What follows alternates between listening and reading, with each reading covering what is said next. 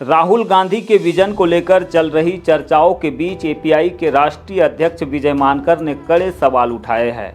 इस एक्सक्लूसिव बातचीत में मानकर ने परिवारवाद पर राहुल को घेरते हुए पूछा कि केरल की सीट खाली होने पर उन्होंने अपनी बहन को ही क्यों उम्मीदवार बनाया। क्या कांग्रेस में कोई और कार्यकर्ता योग्य नहीं था? पहली बात तो लोकतंत्र में परिवार तंत्र का कहीं कोई स्थान नहीं है।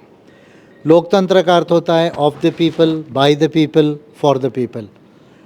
और परिवार से आप अगर एक परिवार से निकल के अगर राजनीति केवल कह रहे हैं और ये कह रहा है कि भाई मेरे अंडर ये सब चीज़ें होना चाहिए, मेरे परिवार के लोग ही जो है अपॉइंटेड होना चाहिए। जैसे फॉर एग्जांपल जब आपकी केरला की सीट जो है जब आपने वैकेट की तो अपने बहन को जो है वहाँ पर से कैंडिडेचर बनाया।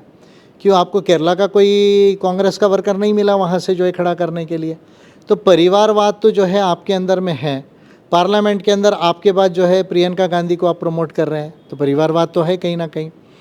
तो एक परिवार कोई भी वो परिवार हो, उसकी राजनीति केवल उसके आधार से चलना चाहिए। मैं समझता हूँ यही लोकतंत्र में गलत सोच है। Point number 1। मानकर ने आगे बहुजन नेतृत्व को उभारने के राहुल के दावों पर भी संदेह जताया। उन्होंने कहा कि राहुल गांधी ने 20 साल संसद में बिताए हैं, फिर भी वह बहुजन नीतियों को लेकर स्पष्ट नहीं है। पॉइंट नंबर 2, बहुजन की बात जो वो कर रहे हैं, बहुजन यानी मेजॉरिटेरियन सेक्शन जो है, तो उसके लिए किस तरह की पॉलिसीज़ की एग्जैक्ट ज़रूरत है वो उनको क्लैरिटी नहीं है। रादर वो मेरी बातों को काफ़ी जो है वो चुराना वर्ड ठीक नहीं है लेकिन बोरो कर रहे हैं। जैसे ये ओबीसी सेंसस की बात है, मैंने सबसे पहले की 2019 में ओबीसी का रिजर्वेशन ये जो है 27% से बढ़ के 40-45% होना चाहिए, 50% से ज़्यादा होना चाहिए। इसके लिए मैंने पार्लियामेंट को बिल दिए हुए हैं।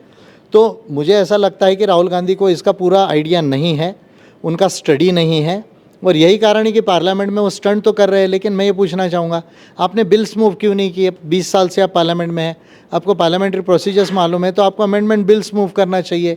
जो पार्लियामेंट्री कमेटीज़ है उसमें काम करके कॉन्क्रीट पॉलिसी के जो है वो व्यूज़ देना चाहिए।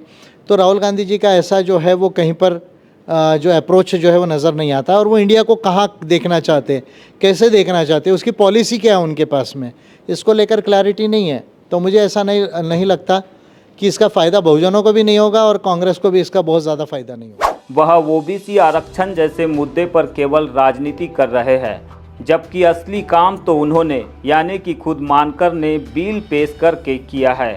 मानकर का यह निष्कर्ष है कि राहुल गांधी के पास न तो स्पष्ट विजन है और ना ही उन्होंने कोई ठोस नीतिगत कदम उठाए हैं जिससे कि देश की डेमोक्रेसी और बहुजनों का फायदा हो। देखिए, राहुल गांधी अगर डेमोक्रेसी को लेकर सही में सीरियस है ना, और तो वो उनको इंडिया में या इंडिया के बाहर जाके एक दो काम करना चाहिए। एक तो पहले जो ये प्रोपोर्शनल रिप्रेजेंटेशन सिस्टम को लाने की बात करना चाहिए।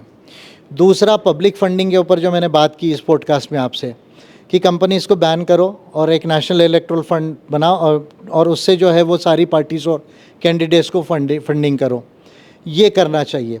राहुल गांधी को ईवीएम को रिमूव करने के लिए पार्लियामेंट में बिल मूव करना चाहिए, amendment bill to the representation of people's act 1951 and rules 1961। ये बिल मूव करना चाहिए। इंडियन डेमोक्रेसी तो तब ठीक होगी ना जब यहाँ का इलेक्टोरल सिस्टम ठीक होगा, नहीं तो डेमोक्रेसी क्या है।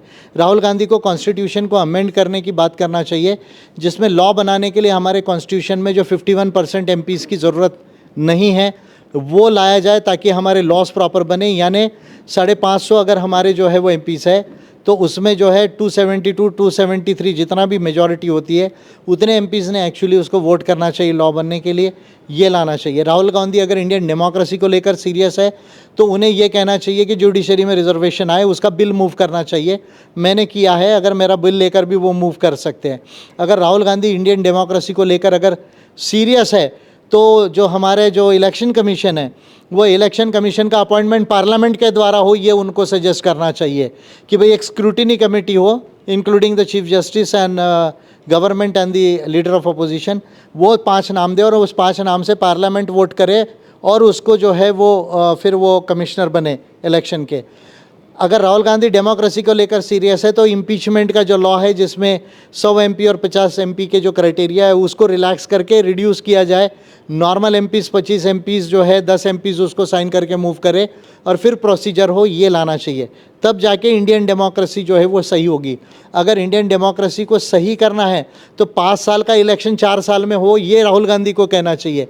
अगर राहुल गांधी डेमोक्रेसी को ठीक करना चाहते तो 1 कंट्री 1 इलेक्शन बगैर कॉम्प्रिहेंसिव इलेक्टोरल रिफॉर्म्स के ना हो, ये कहना चाहिए। ये बातें तो राहुल गांधी ने कभी नहीं की, तो I don't think he is a Democrat. उनको डेमोक्रेसी की समझ नहीं है राहुल गांधी को।